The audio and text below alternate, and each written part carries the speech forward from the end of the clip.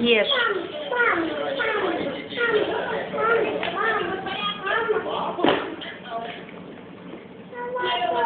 У нас тут проблемы.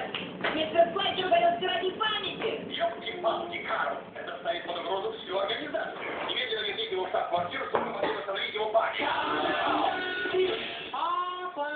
Нельзя, чтобы семья увидела его таким. У него мозг младенца. Нужно восстановить его память для того, как его хватит на пикнике отцов и детей. Но это займет больше 3 часов.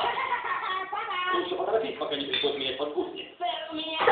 Ты перестанешь! Я тут пытаюсь разговаривать! Как я и говорил, сэр, у меня есть решение. Предвидя подобную ситуацию, я создал фотокопию семьи Флинн Флетчера. Чтобы проверить, как управлять роботом мистера Флетчера. Ты что, есть собираешься?